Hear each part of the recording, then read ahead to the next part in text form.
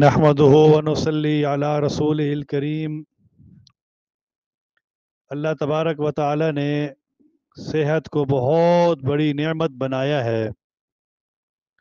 صحت اللہ تعالیٰ کی بہت بڑی نعمت ہے، جیسا کہ حدیث شریف میں ارشاد ہے، نعمتان مغبون فیہما کثیر من الناس الصحت والفراغ، رواہ البخاری۔ آپ علیہ الصلاۃ والسلام کا ارشاد ہے کہ دو نعمتیں ایسی ہیں کہ جن کی ناقدری کرنے کی وجہ سے اکثر لوگ نقصان اٹھاتے ہیں، صحت اور تندرستی اور فرصت اور فراغت۔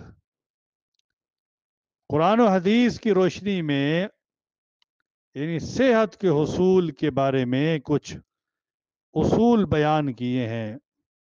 اللہ اور اس کے رسول کی اطاعت میں حقیقی زندگی ہے۔ نمبر 1، اللہ اور اس کے رسول کی اطاعت میں حقیقی زندگی ہے۔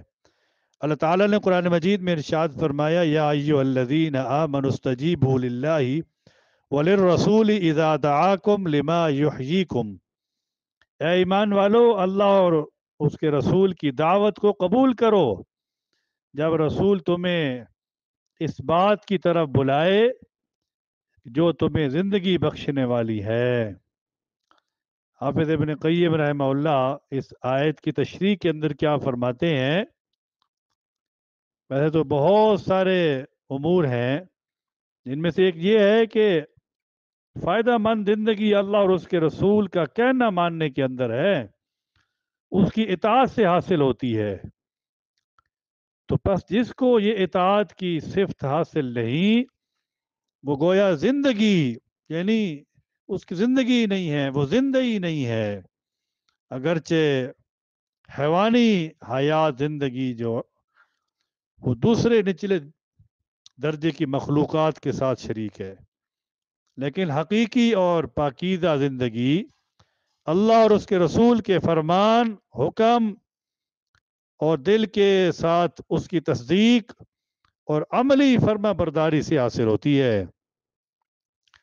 تو اس آیت کریمہ کا مطلب یہ ہوا کہ یہ لوگ یعنی جنہوں نے اللہ اور اس کے رسول کا کہنا مانا، وہ حیات دائمی کے ساتھ متصف ہو گئے، مل گئے، اگرچہ وہ مر بھی جائیں۔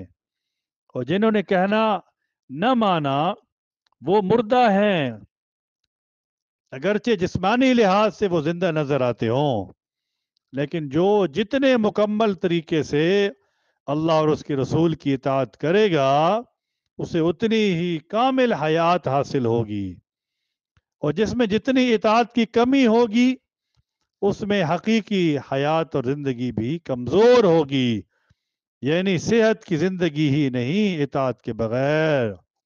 اطاعت ہے تو زندگی ہے۔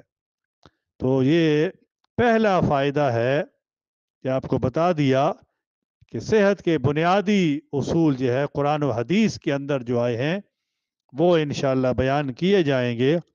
ان میں سے پہلا فائدہ یہ بیان کر دیا کہ اللہ اور اس کے رسول کی اطاعت کے اندر ہی حقیقی زندگی پائی جاتی ہے۔